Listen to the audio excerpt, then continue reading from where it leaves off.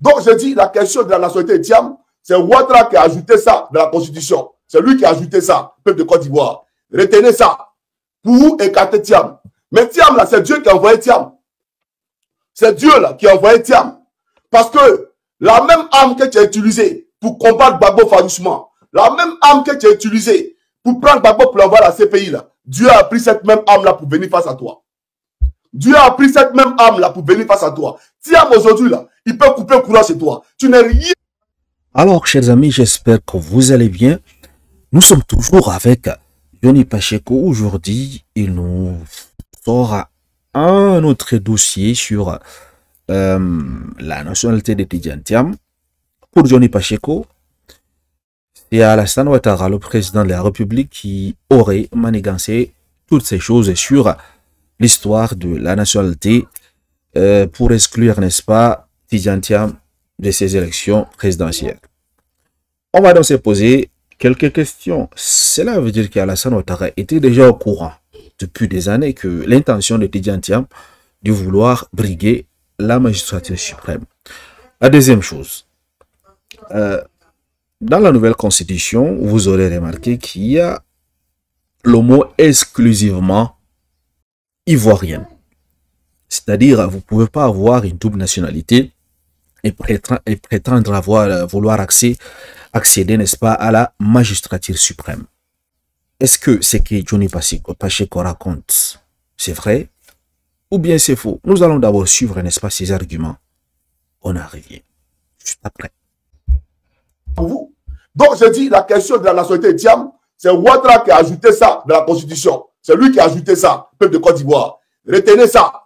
Pour écarter Thiam. Mais Thiam, là, c'est Dieu qui a envoyé Thiam. C'est Dieu, là, qui a envoyé Thiam. Parce que la même arme que tu as utilisée pour combattre Gbagbo farouchement, la même arme que tu as utilisée pour prendre Gbagbo pour l'envoyer à la CPI, là, Dieu a pris cette même arme-là pour venir face à toi. Dieu a pris cette même arme-là pour venir face à toi. Thiam, aujourd'hui, là, il peut couper le courant chez toi. Tu n'es rien dans l'affaire de Thiam. Tu n'es rien même. Donc, moi, je suis serré. Parce que je sais que si tu veux créer une crise post-électorale, c'est toi qui vas dans ces pays. Passer à Thiam dedans. Oui, il a bouclé les réseaux internationaux. Tu es un enfant en guerre aujourd'hui depuis demain matin. Tu n'es rien même. Donc là, voilà pourquoi il dit aux gens, n'attaquez pas Thiam. N'attaquez pas le président Gbagbo. N'attaquez pas Soro. Ceux-là, ce n'est pas eux qui sont aux affaires. Celui qui est aux affaires s'appelle Draman. Voilà notre ennemi. Ce n'est pas ceux-là qui sont aux affaires. Thiam, c'est un atout pour nous. C'est un atout pour nous. Vous allez manifester votre choix dans les urnes, ça c'est clair. On ne va pas obliger quelqu'un à voter qui veut. Mais, chers camarades, sachez que s'il est dans la course là, Ouattara, il est grillé. Il ne peut rien faire. Pourquoi il est inscrit dans la Constitution qu'il faut être seulement ivoirien? Il faut être seulement ivoirien. Il faut qu'on soit sérieux. L'ancienne Constitution disait, il ne faut jamais se prévaloir, non, il ne faut jamais renoncer. La non-rénonciation à la nationalité ivoirienne. Voilà ce que l'ancienne Constitution disait.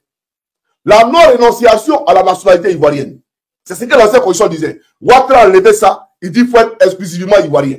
Mais moi, j'ai été candidat aux législatives. Les dossiers de candidature qu'on donne à la CEI, là, c'est le même dossier de candidature que ceux qui sont candidats au présidentiel donnent. C'est le même dossier de candidature. On te demande, bien entendu, comment on appelle ça, tous les dossiers qu'on te demande, moi, mais j'ai la liste, je pense qu'il y a fouillé dans mes documents là. C'est le même dossier. Donc, Ouattara là, c'est lui qui est venu ajouter ça, bien entendu, dans la Constitution. Soyons sérieux. Donc, Thiam là, tu devrais avoir honte. Parce que, on va à une élection présidentielle. Ses camarades, il peut perdre comme il peut gagner. Donc, quelqu'un qui a perdu, il doit perdre sa nationalité française, quoi. Parce qu'il a perdu les élections. Soyons sérieux. Donc, tu veux forcément lui faire mal. Tout simplement. Mais nous, on te dit une chose. Tu vas revisiter la liste électorale. T'es mort. T'es mort. Et tes femmes que tu as créées qui ont 100 enfants, 200 enfants, qui sont inscrits sur la liste électorale. On va voir clair dedans. Ça, c'est de 2. Et de 3, ton QIB là, il n'est pas représentatif du peuple de Côte d'Ivoire. C'est un RDR, on ne veut pas de QIB. Alors, chers amis, vous venez donc de suivre entièrement l'intervention de M. Johnny Pacheco, dit l'honneur de Finlande. Alors, il a dit des choses très intéressantes, malgré les accusations, en fait, parce que vous savez, nous, on ne veut pas travailler sur les spéculations, Si on a les preuves, on en parle. Sinon, bon. Je vais d'abord commencer par ce qui est important. Ce qu'il a demandé, n'est-ce pas, aux autorités de faire. Révision sur les listes électorales, je pense que c'est un combat noble et c'est intéressant parce que, figurez-vous, il y a des personnes qui avaient peut-être 17 ans. En 2024, maintenant, ils en ont 18 et ils veulent voter. C'est important de le faire pour permettre, n'est-ce pas, à ces Ivoiriens de participer à ces futures élections, voilà. Et également, parlant de M. Tchubert Koulibaly, est-il un pro-RHDP? Si c'est vérifié, si c'est une vérité, je pense que il faut le changer. Maintenant, la question n'est même pas là. Le président de la CEI, est-ce qu'on le vote ou on le nomme? Il a été choisi par nomination. Venant de qui? Du président de la République. Voilà.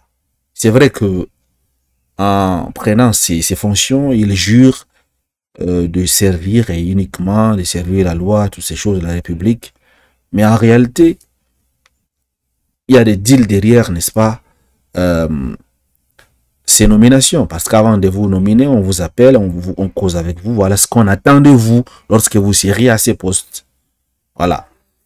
Et je pense pas que je peux pas infirmer ou confirmer si Monsieur le Hubert Koulibaly, le président de la CEI, est pro-RHDP ou pas. Mais on a quand même quelques manifestations qui peuvent nous amener à déclarer que il pourrait être, n'est-ce pas, un pro-RHDP. Mais jusqu'à maintenant, jusqu'à preuve du contraire, on n'a pas un truc solide pour affirmer ouvertement cela. Revenons-en donc sur la question où il dit que si Alassane Ouattara a changé la constitution de 2016, et dans son but, il y a également le fait de vouloir écarter Tidjane Thiam de trucs. C'est pour cela qu'ils ont ajouté le mot exclusivement de nationalité ivoirienne. Moi, je pense que son raisonnement n'est pas fiable, en fait. Pourquoi? Parce que dans tous les pays qui aiment garder sa souveraineté, je pense que c'est ce qu'ils font, en fait. Dans la Constitution, ce que vous allez trouver. Vous n'allez jamais trouver dans la Constitution des pays où des personnes qui ont plusieurs nationalités peuvent, n'est-ce pas, briguer la magistrature suprême. Non. Il faut être une personne du pays. Parce que sinon, comment concevoir une personne qui n'est pas de votre pays, qui ne se sent pas ivoirien ou bien autre pays, de briguer à la plus haute fonction? C'est inacceptable, en fait. Moi, je pense pas que, même s'il a fait, c'était pour écarter Thiam, je pense que c'était quelque chose de nécessaire. Les binationaux, les gens qui ont peut-être 4 nationalités vivent aux États-Unis depuis 40 ans. Et lorsqu'ils ont de l'argent, ils ont tout, ils reviennent au pays parce qu'ils ont de l'argent, ils veulent. Ils ont été pistonnés par les démocrates et les républicains, des sénateurs américains, pour venir briguer la magistrature suprême. À ce moment, ils ne sont pas là pour servir le pays. Ils sont là pour servir les autres pays, en fait. Parce que vous avez des richesses, vous avez le pétrole, vous avez les diamants, l'or, et il a signé des deals. Et vous savez, lorsque les grandes puissances vous soutiennent, vous allez certainement, et que votre constitution le permet, de votre, n'est-ce pas, premier pays d'origine le permet, vous allez sûrement et certainement briguer cette magistrature suprême. Parce qu'ils vont envoyer des observateurs des droits de l'homme, l'ONU, toutes ces choses. Et voilà, vous gagnez pas, on va vous mettre à la tête de ces pays. Pourquoi? Parce que vous allez servir leur intérêt et en même temps, l'intérêt de votre deuxième pays. Où, je suis sûr, la majorité des Africains, lorsqu'ils ont un passeport rouge, genre américain, français, portugais, j'en passe, espagnol, ils vont plus considérer leur deuxième nationalité par rapport à leur nationalité d'origine. Vous voyez un peu. Et à partir de là, il y a ce qu'on appelle la bataille de l'intérêt, en fait. Moi, je pense que c'est dans ces contextes que ces magistrats, ils ont réfléchi pour donc ajouter ces mots exclusivement. Et je suis parfaitement d'accord. Hein, voilà. Parce qu'il faut élire une personne à la tête de la plus haute fonction de l'État. Il doit être une personne là qui est patriote, qui doit servir, qui doit se sentir ivoirien en son fond. C'est ça, en fait. Et les autres choses, je pense que Johnny Pacheco n'est pas cohérent. Pourquoi? Parce que depuis que il a commencé les clashs entre lui et les ministres, entre lui et le général Apollo, entre lui et les autres, n'est-ce pas, personnalités, autres personnalités. Parce que, si vous remarquez bien, avant, qu'est-ce qu'il faisait? Il a insulté Laurent Gbagbo.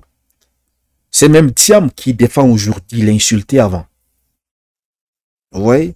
Il a accusé la femme de Laurent Gbagbo d'être infidèle, si c'est vraiment Mougou avec, n'est-ce pas, la femme de Gbagbo. Il a parlé de tout ça.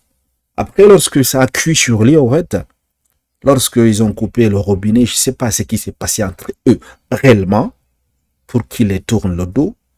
Maintenant, celui qui vient, il dit qu'il va défendre les personnes qu'il avait insultées autrefois, qu'il avait insultées hier. Et vous voulez accepter cela? Non, il ne faut pas être quand même des personnes bêtes, en fait. Il ne faut pas être aussi bête, en fait. Une personne qui vous insultait hier, tout soudainement retourne son dos et il vient pour vous défendre, pour vous faire des éloges. Et vous acceptez comme ça, facilement, aussi manipulable? Non, les gars, il faut bien réfléchir. C'est vrai, parmi les choses qu'il dit, je vous ai dit comme certains combats, la révision, l'audit, toutes ces choses, moi je suis d'accord avec lui. Mais le fait de dire que actuellement il est avec l'opposition ou bien il défend Tidjane Thiam ou toutes ces choses, le gars s'il cherche quelque chose derrière ces affaires. Parce que on ne peut pas se retourner comme ça, comme un caméléon. Demain, on est PDCI, après-demain, on est PPACI, après-demain, on est GPS. Le lendemain, on est RHTP. Demain, je t'insulte, après-demain, je te fais des éloges. C'est quoi ça? C'est pas rationnel, en fait.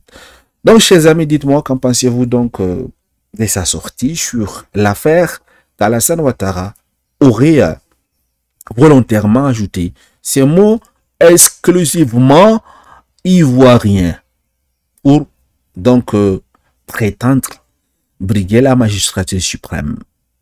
À ce que je pense, même Jean-Louis Billon, c'est un franco-ivoirien, je pense. Et je pense pas que Jean-Louis Billon ait déjà renoncé sa nationalité française. Je ne sais pas. Dites-moi en commentaire. En plus, il y en a beaucoup qui en ont ces nationalités-là. Une double nationalité, triple nationalité parmi les autres personnalités. Je pense seul le président Laurent Gbagbo qui a refusé alors qu'on lui avait proposé la nationalité française. Merci de m'avoir suivi. Excellente soirée à vous. À très bientôt.